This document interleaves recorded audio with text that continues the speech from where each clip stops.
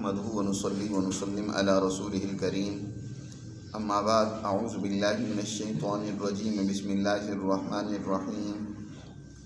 یا ایہا النبی اذا طلقتم النساء فطلقوهن لعدتهن واحصوا العدة واتقوا الله ربكم لا تخرجوهن من بيوتهن ولا يخرجن الا ان يأتين بفاحشة مبينة وتلك حدود الله ومن يتعد حدود الله فقد ظلم نفسه لا تدري لعل الله يحدث بعد ذلك امرا صدق اللہ العظیم۔ یہ سورہ طلاق اور اس کے بعد سورہ التحریم، یہ بھی ان صورتوں میں سے ہیں جو نبی کریم صلی اللہ علیہ وسلم پر مدینہ منورہ کے زمانہ میں نازل ہوئی ہیں۔ یہاں در حقیقت صورتوں کا وہ ایک پورا سیٹ ہے۔ سورہ حدیث سے لے کر سورہ تحریم تک یہ 10 صورتیں ہیں جو مدنی صورتیں کہلاتی ہیں، اور ان دونوں صورتوں کے مضامین آپس میں بہت ہی یکسانیت رکھتے ہیں، اور عجیب اتفاق ہے کہ ان صورتوں کی آیات بھی ایک جیسی ہیں، رکوع کی تعداد بھی برابر ہے۔ دونوں صورتوں میں 2 رکوع ہیں اور کل 12 آیات ہیں۔ پہلے رکوع کی 7 آیات ہیں اور 5 دوسرے رکوع کی آیت ہیں۔ سورہ طلاق میں بھی ایسا ہے اور سورہ تحریم میں بھی ایسا ہی ہے، اور ان دونوں صورتوں میں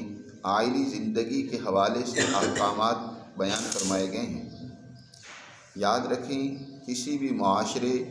کا جو سب سے پہلا اور ابتدائی یونٹ ہوتا ہے وہ فیملی سسٹم ہے۔ اس لیے دین اسلام نے اس سب سے بنیادی اور پہلے یونٹ کے حوالے سے بڑی واضح 2 ٹوک تعلیمات ارشاد فرمائی ہیں۔ شاید کہ کسی زندگی کے اور شعبے کے حوالے سے اتنی تفصیل کے ساتھ تعلیمات بیان نہیں ہوئیں، کیونکہ یہ پہلی اکائی ہی جب درست اور صحیح ہوگی تو اس پر قائم ہونے والی تمام معاشرت وہ درست ہوگی۔ سیاست کے حوالے سے، معیشت کے حوالے سے، زندگی کے دیگر شعبوں کے حوالے سے قرآن مجید میں اصول اور ضابطے بیان کیے گئے ہیں، لیکن اس قدر تفصیل ان کی نہیں بیان ہوئی جتنی کہ گھریلو زندگی کے حوالے سے تفصیل بیان ہوئی ہے۔ چنانچہ اس سے پچھلی سورت سورہ تغابن میں بھی اللہ تعالیٰ نے فرمایا یا ایھا الذین آمنوا ان من ازواجکم واولادکم عدوا لکم فاحذروہم، کہ تمہاری کچھ عورتیں اور اسی طرح اولادیں ایسی ہو سکتی ہیں جو تمہارے اس دینی پروگرام کے حوالے سے تمہارے راستے میں رکاوٹ پیدا کریں، وہ تمہاری دشمن ہو سکتی ہیں۔ اب اگر تو ان میں سے ایسی ہیں کہ ان کو سمجھانے سے وہ سمجھ جائیں تو پھر ان کے لیے حکم یہ تھا کہ وَإِن تَعْفُوا وَتَصْفَحُوا وَتَغْفِرُوا، ان سے درگزر کرو، ان سے اعراض کرو اور ان کی غلطیوں پہ پردے ڈالو، چشم پوشی سے کام لو، اور اس سے اگر وہ سمجھ جاتی ہیں تو یہ تو بہت اچھا ہے، اللہ بھی معاف کرنے والا ہے، فَإِنَّ اللَّهَ غَفُورٌ الرَّحِيمٌ۔ لیکن اگر بسا اوقات ایسا ہوتا ہے کہ خواتین ان کے مزاج میں ایسی ہی تنگی موجود ہوتی ہے کہ وہ کسی طریقے سے بھی اس اپنے گھر کے نظام کو درست طریقے سے چلا نہیں پاتی، اس کے مزاج میں کچھ شدت ہے، ہر وقت جھگڑا اور لڑائی پیدا کیے رکھنا ہے۔ اب اگر گھر میں ہی ہر وقت لڑائی اور جھگڑے موجود ہیں تو وہ مرد باہر کیا کام کرے گا، یا دین کے غلبے کے حوالے سے کیا کام کرے گا؟ ہر وقت گھر میں پریشان ہوگا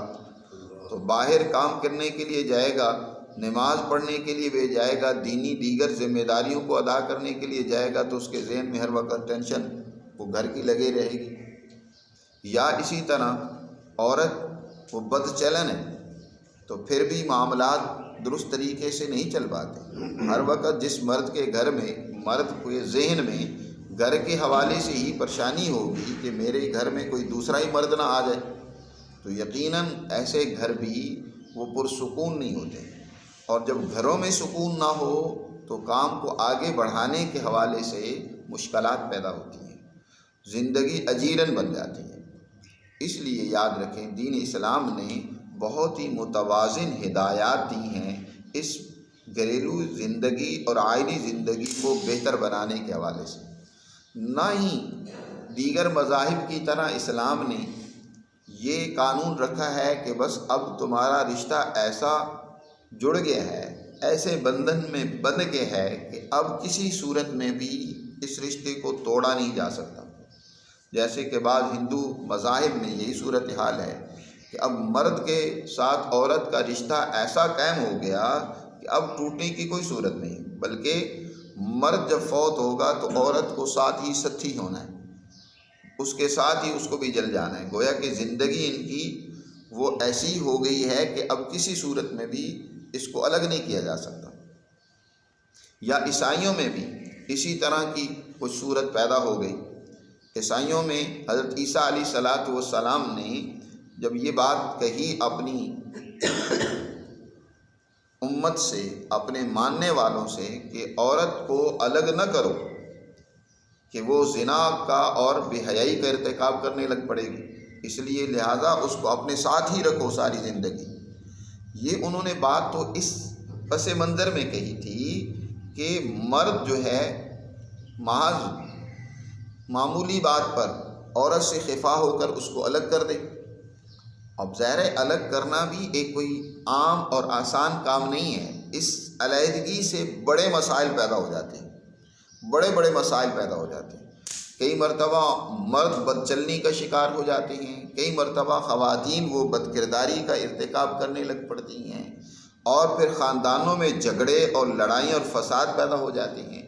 تو یہ علیحدگی کوئی اچھی بات نہیں، اس لیے دین اسلام نے بھی اس علیحدگی کو یعنی طلاق کو باوجود ناگزیر صورتوں میں اجازت دینے کے اس کو مبغوض قرار دیا۔ نبی کریم صلی اللہ علیہ وسلم نے ارشاد فرمایا، ابغض المباحات عند اللہ الطلاق، اللہ کو جس بات پر سب سے زیادہ غضب اور غصہ آتا ہے، ناراضگی ہوتی ہے، جو اللہ کو مبغوض ترین عمل ہے، باوجود اس کے کہ اللہ نے اس کی اجازت دی ہے، وہ طلاق کا عمل ہے کہ طلاق کے نتیجے میں بڑی خرابیاں جنم لیتی ہیں۔ اس لیے حد الامکان تو اس رشتے کو نبھانے کی کوشش کرنی چاہیے۔ اس حوالے سے بھی قرآن نے دوسری جگہ پر بڑی پیاری بات ارشاد فرمائی، عسیٰ ان تحبوا شیئا فہو شر لکم، ایسا ہو سکتا ہے کہ ایک چیز وقتی طور پر تمہیں بڑی پسند ہے لیکن وہ تمہارے حق میں شر ہو، اور یہ بھی ہو سکتا ہے عسیٰ ان تکرہوا شیئا وہو خیر لکم، کہ ایک چیز کو تم ناپسند کر رہے ہو لیکن اس میں تمہارے لیے بڑی خیر ہو۔ کئی مرتبہ ایسا ہوتا ہے کہ ایک عورت بڑی ہی بد مزاج ہے، ہر وقت گھر میں جھگڑا، لڑائی اور فساد پیدا کیے رکھتی ہے، لیکن اس سے اولاد بڑی بہادر، دلیر، نیک اور فرمانبردار ہوتی ہے، جو اس کی آگے نسل کو بڑھانے میں کردار ادا کرتی ہے۔ تو ایک طرف سے اگر کچھ کمزوری بھی ہے تو بعض اوقات دوسرے بڑے فوائد بھی اس سے مل جاتے ہیں۔ تو بہر صورت اس رشتے کو نبھانے کا ہی حکم ہے، لیکن یہ مطلب بھی نہیں ہے کہ اب یہ رشتہ توڑا ہی نہیں جا سکتا۔ یہ ایسا رشتہ قائم ہو گیا ہے کہ اب اس کے لیے کوئی علیحدگی کی صورت نہیں ہے۔ جیسے عیسائیوں نے یہی سمجھا تو پھر ان میں بے شمار دوسری خرابیاں پیدا ہو گئیں، پھر انہیں اس رشتے کو الگ کرنے کے لیے ایک اور قانون نکالنا پڑا کہ ہاں اس صورت میں تو الگ ہو سکتے ہیں کہ مرد عورت میں کوئی بے حیائی کا ارتکاب کرے۔ اب اس بے حیائی کا ارتکاب اگر کسی نے نہیں بھی کیا تو علیحدگی کیونکہ بعض اوقات بہت ناگزیر صورت بن جاتی ہے، تو پھر ایک دوسرے پر الزام لگاتے ہیں، تاکہ برائی کے ارتکاب کا الزام لگائیں گے تو تبھی علیحدگی ہوگی۔ دین اسلام نے اس طرح کی تمام باتوں کو سختی سے منع فرمایا، بلکہ اس کو لعان قرار دیا کہ دوسرے پر الزام لگانا بغیر گواہوں کے شہادت کے، تو اس کے لیے لعان کی صورت تجویز کی ہے، جس کا پیچھے ذکر گزر چکا ہے کہ مرد اور عورتیں دونوں چار قسمیں کھا کر کہیں گی کہ یہ جھوٹ بول رہا ہے۔ مرد بھی یہ قسمیں کھا کر کہے گا کہ یہ عورت جو ہے یہ جھوٹی ہے، یہ عورت جو انکار کر رہی ہے کہ میں نے کوئی بے حیائی کا ارتکاب نہیں کیا، یہ غلط بیانی کر رہی ہے، میں سچ کہہ رہا ہوں۔ اور پانچویں قسم میں تو وہ دونوں ایک دوسرے پر لعنت بھیجیں گے کہ اللہ کی پھٹکار اور لعنت ہو میں اگر جھوٹ بول رہا ہوں۔ تو بہرکیف ایک دوسرے پر الزام تراشی یہ تو بہت خطرناک جرم ہے، اور اس کی سخت سزا اور اس کا قانون الگ سے قرآن نے بیان فرمایا ہے۔ تو جب مرد اور عورت کا نبھاؤ نہ ہو سکتا ہو تو پھر بھی ان کو جوڑے رکھنا، قائم رکھنا، یہ در حقیقت ان کی توانائیوں کو غلط استعمال کرنا ہے۔ ہاں، علیحدہ ہو جائیں دونوں، اچھے طریقے سے، معروف طریقے سے دونوں ایک دوسرے سے الگ ہو جائیں۔ مرد اپنے گھر کو بسانے کے لیے کئی نئی عورت کا انتخاب کر لے، عورت کو اجازت ہے کہ وہ کسی اور شوہر کا انتخاب کر لے۔ کئی مرتبہ ایسا ہوتا ہے کہ مزاجوں میں ہم آنگی پیدا نہیں ہوتی، اس لیے قرآن مجید نے طلاق کی اجازت دی ہے، لیکن اس طلاق کے اصول اور ضابطے بیان فرمائے۔ چنانچہ اس صورت کا نام بھی سورۃ الطلاق ہے۔ اس حوالے سے اس سورہ مبارکہ میں طلاق کے مضامین اور احکامات قدر تفصیل سے بیان ہوئے۔ یہ بھی در حقیقت حضرت عبداللہ ابن مسعود فرماتے تھے اس سورت کا نام سورہ نساء القصویٰ ہے، یعنی جیسے سورہ نساء ایک پہلے گزر چکی ہے، بڑی تفصیل کے ساتھ ہے، تو یہ مختصر صورت ہے لیکن عورتوں کے متعلق اس میں بڑے احکامات جامع انداز میں بیان ہوئے۔ اللہ تعالیٰ ارشاد فرماتے ہیں یا ایھا النبی۔ اس میں ایک اور بات عجیب ہے کہ یہاں سب سے پہلے مخاطب ان دونوں صورتوں میں، سورہ طلاق میں بھی، سورہ تحریم میں بھی، نبی پاک صلی اللہ علیہ وسلم کو مخاطب بنایا گیا ہے۔ حضور کو مخاطب بنا کر حکم دیا گیا ہے، لیکن یہ حکم صرف حضور کے لیے نہیں بلکہ امت کے لیے بھی ہے۔ حضور کو واسطہ بنایا گیا۔ بے شمار احکامات میں خطاب حضور سے ہوتا ہے لیکن حکم وہ ساری انسانیت کے لیے ہوتا ہے۔ حضور نے تو کبھی اپنی ازواج مطہرات کو طلاق نہیں دی، لیکن حکم یہ دیا جا رہا ہے کہ حضور کی یہ احکامات، ارشادات اور تعلیمات کو سامنے رکھ کر طلاق تم دو۔ حضور صلی اللہ علیہ وسلم جو تمہیں احکامات سنا رہے ہیں اس کے مطابق تم یہ معاملات کرو۔ فرمایا یا ایھا النبی اذا طلقتم النساء فطلقوهن لعدتهن واحصوا العدہ۔ اے پیغمبر، جب تم عورتوں کو طلاق دو تو ان کو طلاق دو عدت کے وقت کے لیے، عدت کو سامنے رکھتی ہوئی ان کو طلاق دو اور عدت کے زمانے کو شمار کرو۔ قرآن مجید نے، یاد رکھیں، دین مطہرہ نے طلاق کے حوالے سے بڑے جامع اصول اور ضابطے بیان فرمائے ہیں۔ ایک تو یہ ہے کہ طلاق کی حد مقرر کی ہے، یہ نہیں ہے کہ جتنی چاہے طلاقیں دیتے رہو۔ ایک مرد کے لیے زندگی میں عورت کے حوالے سے سوچنے کا 3 دفعہ اس کو موقع دیا جاتا ہے، لہذا 3 طلاقیں اس کو دی گئی ہیں، اور وہ بھی یہ نہیں ہے کہ بیک وقت ساری طلاقیں دے دو۔ اس کو طلاق بدعت کہا گیا، بہت جرم قرار دیا گیا، بلکہ حضرت عمر فاروق رضی اللہ تعالیٰ عنہ تو ایسے لوگوں پر تعزیراً سزا جاری کیا کرتے تھے جو عورت کو 3 طلاقیں اکٹھی دے دیتے تھے۔ 3 یا 3 سے زیادہ اکٹھی طلاقیں دینے والوں کے اوپر حد جاری کرتے تھے۔ آج ہمارے ہاں بھی کچھ جہالت کا ایسا رواج ہو گیا ہے اور کچھ ایسی بے دینی پیدا ہو گئی ہے، جذبات بے قابو ہو گئے ہیں، غصے میں آ کر بیک وقت 3 طلاقیں دے دیتے ہیں یا 3 سے بھی زیادہ طلاقیں دے دیتے ہیں۔ پھر جب غصہ اترتا ہے تو پھر فتویٰ لینے چل پڑتے ہیں کہ کہیں سے کوئی فتویٰ مل جائے کہ یہ 3 طلاقیں نہ ہوں۔ چنانچہ وہ اہل حدیثوں کے پاس چلے جائیں گے یا اہل تشیع کے پاس چلے جائیں گے، وہاں سے فتویٰ لینے کی کوشش کریں گے کہ جناب 3 طلاقیں ہو گئی ہیں، غصے میں ہو گئی ہیں، لہٰذا یہ تو طلاق کوئی ایسی صورت نکل آئے کہ طلاق ایک ہی شمار ہو۔ یاد رکھو 3 طلاقیں دینا حرام ہے اکٹھے بیک وقت، ناجائز ہے، اور اس کے اوپر بڑی سخت شدت کے ساتھ حضور نے بھی وعید فرمائی ہے، اور صحابہ کرام میں جیسے عمر فاروق رضی اللہ تعالیٰ عنہ کا میں نے ذکر کیا ہے، وہ تو تعزیراً سزا دیتے تھے۔ آج تعزیراً سزا وہ ہوتی ہے، ایک حد ہوتی ہے اور ایک تعزیر ہوتی ہے۔ حد تو شریعت نے مقرر اور طے کر دی ہے کہ کس جرم پر کتنی سزا ہونی چاہیے۔ مثلا چوری ہے، اب چوری کی حد مقرر کر دی ہے، تو چوری مثلا چوری میں بھی یہ بھی دیکھنا ہوگا کہ چور نے کس درجے کی چوری کی ہے، کون سا مال اس نے چرایا ہے، کتنی مقدار چرائی ہے، یہ تو دیکھا جائے گا۔ لیکن مطلوبہ مقدار جب چوری کی اس نے چرا لی تو پھر اس کی حد مقرر کر دی کہ اس کے ہاتھ کو کاٹ دیا جائے۔ ہر چوری پر حد جاری نہیں ہوتی، یہ بھی یاد رکھیں۔ مثلا ایک مال پڑا ہوا ہے سرے عام سڑک کے اوپر، وہ کسی نے چرا لیا تو اس پر حد جاری نہیں ہوگی۔ یا کھانے پینے کی کوئی چیز دی، بیچارہ بھوکا تھا اور اس نے کوئی چیز چرا لی ہے تو اس پر حد جاری نہیں ہوگی، یاد رکھیں۔ اسی طرح جو ہے اگر کوئی مال مشترک تھا، دو آدمی مل کر پارٹنر تھے، کام کر رہے تھے، ایک پارٹنر نے اس میں سے کچھ مال چرا لیا تو اب اس پر حد جاری نہیں ہوگی، لیکن کیا اس کو کوئی سزا بھی نہیں ملے گی؟ سزا ملے گی۔ اس طرح کے امور میں جو سزا ہوتی ہے اس کو تعزیر کہا جاتا ہے،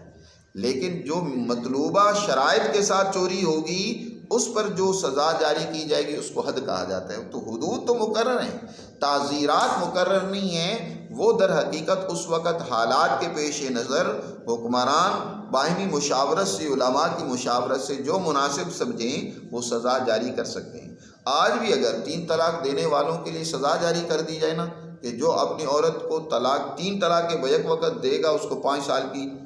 قید بامشقت بھگتنی ہوگی، تو سب کے ہوش ٹھکانے آ جائیں گے، غصہ قابو میں رہے گا، پھر کوئی بھی 3 طلاقیں نہیں دے گا۔ لیکن ہمارے ہاں یا شریعت کے نفاذ کے حوالے سے کوئی قانون نہیں ہے، اس حوالے سے کوئی نظام موجود نہیں ہے۔ ہر آدمی شترے بے مہار کی طرح وہ جیسے چاہے زندگی گزار رہا ہے اور شریعت کے ساتھ وہ کھلواڑ کر رہا ہے، شریعت کو کھلونا بنایا ہوا ہے، مذاق بنایا ہوا ہے۔ شریعت کے حکم کی کوئی پرواہ نہیں ہوتی، پہلے طلاقیں دے دیتے ہیں، پھر اس کو جائز قرار دینے کے لیے پھر جناب فتوے لینے نکل پڑتے ہیں۔ تو یہ یاد رکھو شریعت کے ساتھ مذاق ہے۔ اس طرح کے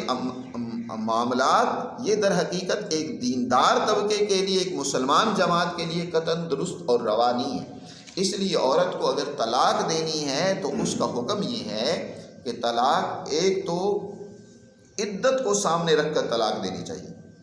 یعنی عورت کی عدت وہ پوری ہو جائے۔ اس کا طریقہ یہ ہے کہ عورت کو طہر کی حالت میں، پاکیزگی کی حالت میں طلاق دی جائے، اس طہر کے اندر طلاق دی جائے۔ خاص طور پر عورت کے لیے اس کے مینسز یا حیض اور ماہواری کا اللہ نے ایک سلسلہ جاری کی ہے جو اس کے جسم کی صفائی جس سے ہوتی ہے، جس سے اس کا رحم پاک ہو جاتا ہے، صاف ہو جاتا ہے، اس کو حیض کے ایام کہا جاتا ہے۔ تو عورت جس کو حیض آتا ہے تو اس کے لیے ایام حیض ہی در حقیقت عدت کے ایام ہوتے ہیں۔ 3 ثلاثۃ قروء، 3 حیض عورت نے عدت پوری کرنی ہوتی ہے۔ اب اس کو طلاق دینی ہے تو پاکیزگی کی حالت میں دیں، طہر کی حالت میں طلاق دیں۔ حیض کی حالت میں طلاق دینے کی حضور نے ممانعت فرمائی ہے کہ حیض کی حالت میں عورت کو طلاق نہ دیں، کیونکہ یہاں بھی اللہ ارشاد فرمایا لعدتہن، ان کی عدت کے لیے یا عدت کو سامنے رکھتے ہوئے ان کو طلاق دو۔ حضرت عبداللہ ابن عمر رضی اللہ تعالیٰ عنہ نے اپنی عورت کو حیض کی حالت میں طلاق دی۔ حضرت عمر فاروق نے نبی پاک صلی اللہ علیہ وسلم کو بتایا کہ میرے بیٹے نے اپنی عورت کو حیض کی حالت میں، ناپاکی کی حالت میں طلاق دی، تو حضور سخت ناراض ہوئے اور فرمایا اس سے رجوع کر لو، اور پھر اس کو طلاق دینی ہے تو طہر کی حالت میں طلاق دو، پاکیزگی، اور وہ طہر بھی وہ ہو کہ جس میں مرد نے عورت سے قرب حاصل نہ کیا ہو، کیونکہ عدت کا بھی بنیادی مقصد در حقیقت یہ ہے کہ عورت کا رحم بالکل صاف ہو۔ اس کے کئی اور مقاصد بھی ہیں عدت کے، ان میں سے ایک مقصد یہ بھی ہوتا ہے کہ یہ عورت جب عدت گزارنے کے بعد دوسرے کسی مرد سے شادی کرے گی تو اس کا رحم پہلے شوہر کے حوالے سے بالکل صاف ہوگا، اس کی نطفہ یا اس کی نسل کی کوئی آمیزش نہیں ہوگی۔ اب دوسرا شوہر جس سے اس کی شادی ہوتی ہے تو اب جو بھی اولاد ہوگی وہ اسی کی ہوگی۔ اس پہلے شوہر کے تمام اثرات 3 حیض کے اندر وہ بالکلیہ ختم ہو جاتے ہیں، بالکل اس کا سلسلہ ٹوٹ جاتا ہے۔ اور دوسرا اس کا مقصد یہ بھی ہے کہ جب 3 حیض عورت عدت گزارے گی تو اس دوران مرد کو سوچنے سمجھنے اور عورت کو اپنے پاس دوبارہ سے روکنے کا حق ہوگا، اختیار ہوگا، وہ سوچ سمجھ سکتا ہے۔ ہو سکتا ہے عورت کی کوئی کوتاہی ہو تو عورت کو سمجھ آ جائے، وہ معافی مانگ لے، یا مرد کوئی اگر اس سے کوئی جذباتی فیصلہ ہو گیا ہے تو وہ سوچ سمجھ کر دوبارہ عورت کو اپنے پاس رکھ سکتا ہے۔ تو اس لیے ایک طلاق ہوتی ہے جس کو طلاق رجعی کہا جاتا ہے۔ یہ در حقیقت یہ ہے کہ پاکیزگی کی حالت میں مرد عورت کو ایک ہی صرف طلاق دے، طہر کی حالت میں۔ اب پھر اس کے بعد 3 حیض عورت کے پاس ہیں اور مرد کے پاس ہیں، دونوں جو ہیں سوچ سمجھ کر دوبارہ رجوع کر سکتے ہیں بغیر کسی جدید نکاح کے۔ مرد عورت سے رجوع کر سکتا ہے، زبان سے بھی کہہ سکتا ہے، عمل سے بھی، لہٰذا وہ اپنی عورت کے پاس چلا جاتا ہے تو اس سے اس کا رجوع ہو جائے گا۔ اور حکم بھی یہ ہے، یاد رکھو کہ عدت عورت کو اپنے شوہر کے پاس ہی گزارنی چاہیے، شوہر کے گھر میں ہی گزارنی چاہیے، تاکہ اس کو سوچنے سمجھنے کا موقع مل جائے۔ اور بلکہ فقہاء نے تو لکھا ہے کہ اس عدت کے دوران عورت بناؤ سنگھار بھی کرے تاکہ اس مرد کے دل میں جو ہے عورت کی کشش اور رغبت پیدا ہو جائے اور کسی طریقے سے یہ دوبارہ رشتہ آپس میں جڑ جائے۔ ایک تو طلاق رجعی ہوتی ہے کہ صاف اور واضح الفاظ میں پاکیزگی کی حالت میں مرد عورت کو طلاق دے۔ ایک طلاق بائن ہوتی ہے۔ طلاق بائن یہ ہوتی ہے کہ ایک مرد وہ عورت کو کنائی الفاظ کے اندر طلاق دے دے، واضح الفاظ نہ ہوں، الفاظ کنائی اور اشارے کے ہوں۔ مثلا تم اپنی گھر چلی جاؤ، غصے میں کہتا ہے، نیت پیچھے طلاق کی ہے، اس میں نیت کا اعتبار ہوتا ہے، نیت طلاق کی ہے تو اس طلاق کو طلاق بائنہ کہا جاتا ہے۔ یا اسی طرح ایک مرد طہر میں طلاق دیتا ہے، اب وہ سوچ سمجھ کر دوبارہ اس کو طلاق دینا چاہتا ہے تو حیض گزرنے کے بعد دوسرا طہر آئے گا تو اس میں پھر دوسری طلاق دے دے۔ اب جب عدت گزر جائے، پوری ہو جائے، 3 حیض عدت ختم ہو جائے تو اس کے بعد یہ عورت اس سے بائنہ ہو جاتی ہے، یعنی اب بھی اس کو اپنے پاس روکنے کا اختیار ہے، لیکن اب نکاح جدید کرنا ہوگا۔ اس صورت میں کہ جب طلاق بائنہ ہو تو پھر رجوع نہیں ہو سکتا براہ راست، بلکہ پھر نکاح کرنا پڑتا ہے۔ اور ایک تیسری صورت ہوتی ہے جس کو طلاق مغلظہ کہتے ہیں کہ مرد 3 طلاقیں دے دے، اکٹھی دے دے یا یکے بعد دیگرے طلاق دے دے، تو اب اس صورت میں رجوع کی کوئی صورت نہیں ہے، نکاح کی بھی کوئی صورت نہیں، اب یہ رشتہ اس نے ہمیشہ کے لیے کیا کر دیا، ختم کر دیا۔ اب یہاں ایک اور خرابی پیدا ہوتی ہے کہ ہمارے معاشرے میں بعض لوگوں نے ایک اور عورت کی عزت کے ساتھ کھلواڑ کیا، دین کے ساتھ مذاق بنایا کہ اب 3 طلاقیں دے دیتے ہیں تو پھر حلالے کی ایک صورت نکال آتی ہے۔ حالانکہ حلالے کی صورت یہ نہیں ہے جو آج ہمارے معاشرے میں پائی جاتی ہے، حلالے کی صورت تو اصل یہ ہے کہ اب یہ عورت عدت گزارنے کے بعد کسی دوسرے مرد سے نکاح کر لیتی ہے، اتفاق ایسا ہے کہ دوسرے مرد کے ساتھ بھی اس عورت کا نبھا نہیں ہوتا اور وہ اپنی مرضی سے اسے طلاق دے دیتا ہے، اور پھر یہ عورت عدت گزار لیتی ہے اور پھر پہلے شوہر سے دوبارہ کوئی رابطے کی صورت بن جائے اور آپس میں نکاح ہو جائے تو یہ کر سکتے ہیں، یہ درست ہے، یہ اب پہلے شوہر کے لیے حلال ہو گئی۔ لیکن یہ کر لینا کہ طلاق 3 یا 3 سے زائد دینے کے بعد دوسرے مرد سے اس ارادے اور نیت سے نکاح کرا دینا کہ یار تم ایک رات اپنے پاس گزارو پھر اس کو طلاق دے دینا اور عدت گزرنے کے بعد پھر ہم اس سے نکاح کر لیں گے، یعنی اس عورت کو حلال کر دو، یہ در حقیقت شریعت کے ساتھ مذاق ہے اور عورت کی عزت کے ساتھ کھیلنا ہے۔ اس کے اوپر اللہ اور اس کے رسول نے لعنت بھیجی ہے کہ ایسی حلال کروانے والے اور کرنے والے سب کے سب وہ لعنت کے مستحق ہیں۔ تو یہ صورتیں تو قطعاً درست اور جائز نہیں ہیں۔ عدت کی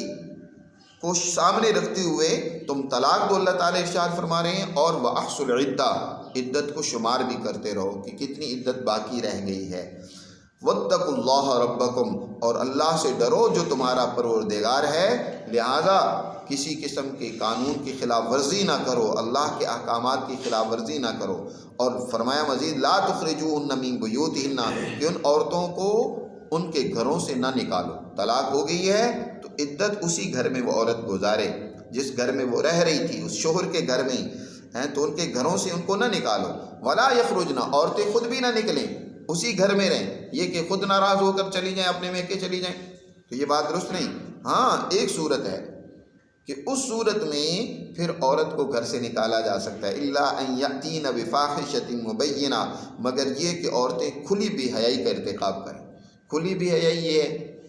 کہ مثلا زنا کا ارتکاب کرتی ہے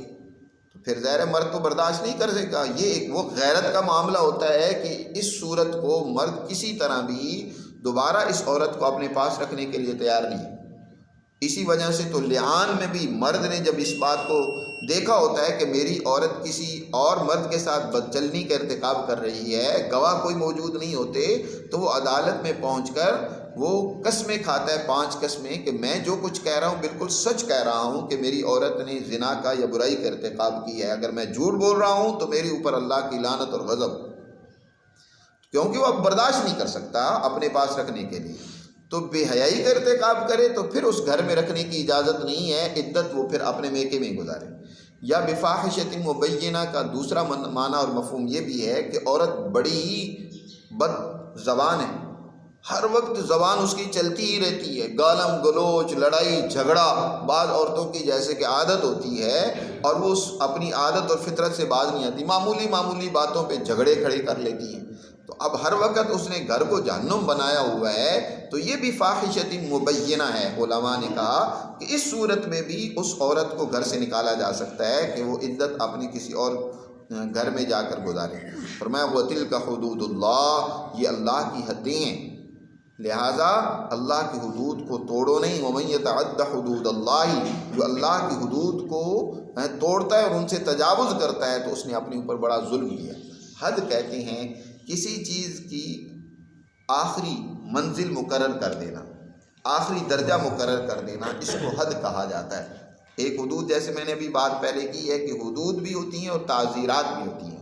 تو قانون کی آخری صورت بیان کر دینا اس کو حد کہا جاتا ہے کہ یہ قانون ہے اور اس کی تمام شکیں یہ ہیں، لہذا ان شکوں سے، ان دائروں سے آگے نہیں بڑھنا، تجاوز نہیں کرنا۔ مثلا یہ ہے کہ عدت کے اندر، عدت یعنی طہر کے اندر اس کی عدت کو سامنے رکھتے ہوئے صرف ایک طلاق دی جائے، یہ اللہ نے حد مقرر کر دی۔ اب کوئی 3 طلاقیں دے دیتا ہے اکٹھی، یا 3 سے زیادہ طلاق دے رہا ہے، تو وہ اللہ کی حدود کو توڑ رہا ہے، ان سے تجاوز کر رہا ہے، اور جو اللہ کی حدود کی خلاف ورزی کرتا ہے تو فقط ظلم نفسہ، حقیقت میں وہ اپنے اوپر ظلم کر رہا ہے، وہ اپنی آخرت برباد کر رہا ہے۔ فقط ظلم نفسہ لا تدری لعل اللہ یحدث بعد ذلک امرا، تمہیں معلوم نہیں شاید کہ اللہ اس کے بعد کوئی اور نیا معاملہ پیدا کر دے، اس کے بعد کوئی ایسی اچھی صورت پیدا کر دے۔ مرد نے عورت کو اگر اللہ کی حدود کے اندر رہ کر طلاق دی ہے،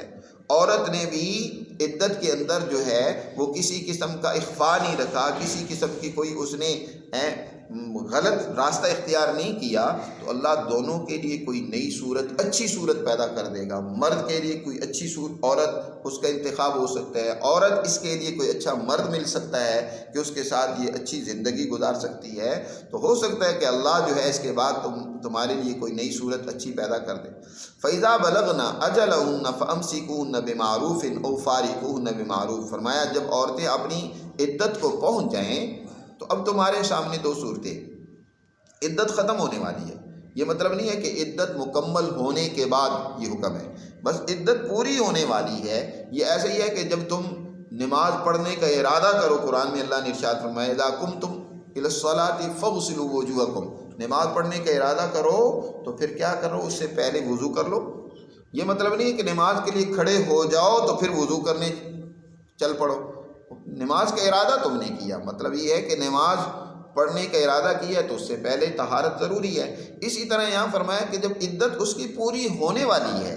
یہ نہیں ہے کہ پوری ہو گئی ہے تو پھر ہی حکم ہے، حکم یہ ہے کہ جب عدت پوری ہونے والی ہے تو اب تمہارے سامنے 2 ہی صورتیں ہیں کہ فَأَمْسِكُونَ بِمَعْرُوفٍ، اچھے طریقے سے معروف انداز سے اس کو اپنے پاس روک سکتے ہو، یا یہ کہ تم نے ارادہ ہی کر لیا اس کو جدا کرنے کا تو فارقون بمعروف، تو ان کو اپنے سے اچھے انداز سے جدا کر دو۔ معروف ہر اس چیز کو کہتے ہیں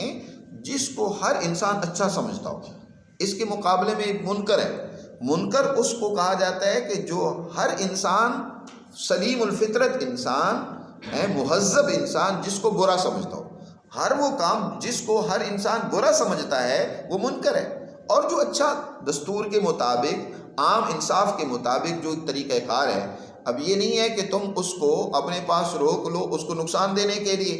مثلا یہ کہ عدت پوری ہونے والی ہے تو تم رجوع کر لو، اور پھر جو ہے رجوع کرنے کے بعد پھر اس کو طلاق دے دو، عدت ختم ہو گئی، تم نے رجوع کر لیا، ایک حیض گزرا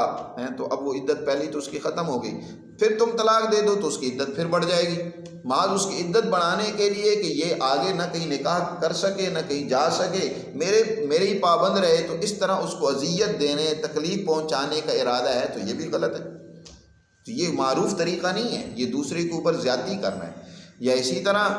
چھوڑنا چاہتے ہو تو چھوڑنے میں بھی تم معروف اور اچھا طریقہ اختیار کرو۔ دیکھو شریعت نے اتنی ہی عمدہ تعلیم دی ہے کہ اس رشتے کو ہر صورت میں پہلے تو نبھاؤ، لیکن اگر تمہیں اس رشتے کو توڑنا بھی ہے تو اچھا انداز اختیار کرو، لڑائی جھگڑا، دنگ و فساد، گالم گلوچ، قتل و غارت گیری، اس کے ذریعے سے نہیں، بلکہ قرآن نے دوسری جگہ پر تو واضح طور پر فرمایا کہ اب تم نے جب دیکھ لیا کہ تم اس کے ساتھ نبھا نہیں کر سکتے ہو، عدت اس کی پوری ہونے والی ہے، تو وہ فمتعون، اسے کچھ فائدہ پہنچاؤ، کچھ جوڑا شوڑا خرید کر اس کو دو کہ بھئی ہم نے ایک زمانہ اچھا گزارا، ہم بڑے اچھے طریقے سے رہے، لیکن اب تمہارا میرا نبھا نہیں ہو سکتا، لہذا تم اپنا گھر نیا بسانے کی کوشش کرو، میں اپنا نیا گھر بسانے کی کوشش کرتا ہوں، اور جاتے وقت اس کو کچھ جوڑا شوڑا خرید کر دو، اس کو کوئی گفٹ دو، تاکہ اس کے دل میں اس قسم کی رنجش پیدا نہ ہو، ناراضگی کی صورت میں الگ نہ ہو، جھگڑے کر کے لڑائیاں کر کے الگ نہ ہو۔ تو یہی بات یہاں بھی اللہ تعالیٰ ارشاد فرما رہے ہیں کہ فَإِذَا بَلَغْنَ أَجَلَهُنَّ فَأَمْسِكُوهُنَّ بِمَعْرُوفٍ، تو ان کو روک لو دستور کے مطابق، یا ان کو جدا کرنا ہے تو وہ بھی معروف اور دستور کے مطابق ان کو کیا کرو، اپنے سے جدا کرو۔ وَأَشْهِدُوا ذَوَيْ عَدْلٍ مِّنْكُمْ، اور اپنے میں سے عدل والے